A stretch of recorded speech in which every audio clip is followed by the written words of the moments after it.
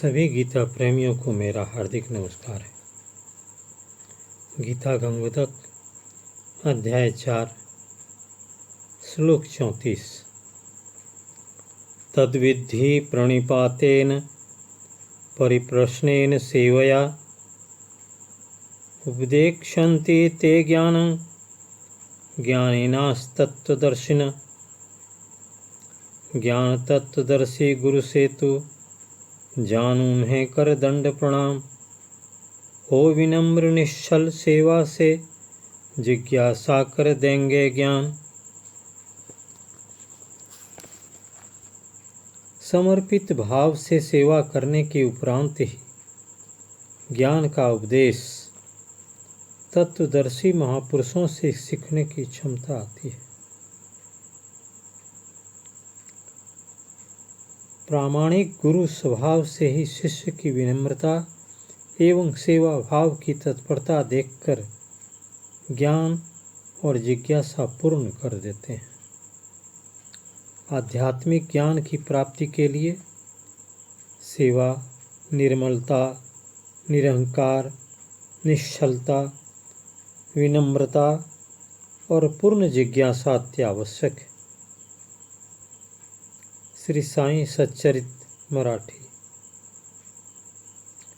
मेरे द्वारा हिंदी में पद्यानुवादित में इस श्लोक की विशद व्याख्या अध्याय 39 तथा 50 में की गई है।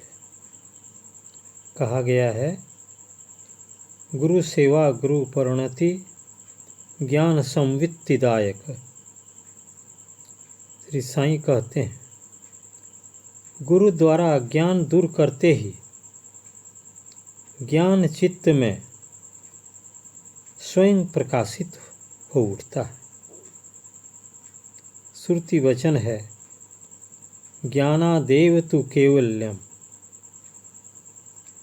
अज्ञान आवृत ज्ञान से अज्ञान नष्ट होते ही पुरुष तत्व ज्ञान प्राप्त कर पाप रहित होकर परम गति को प्राप्त होता है।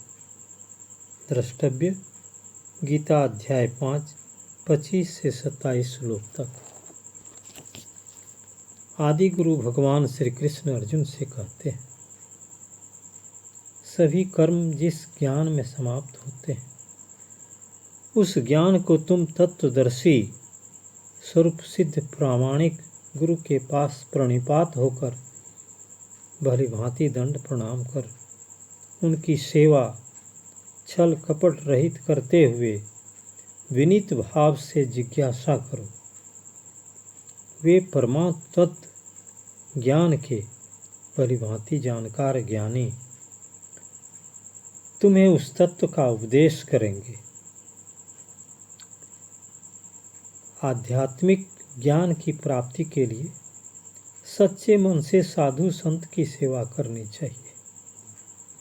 इसके लिए तन मन और प्राण से संतों के चरणों में बिना अभिमान किए सेवा करना अपेक्षित है।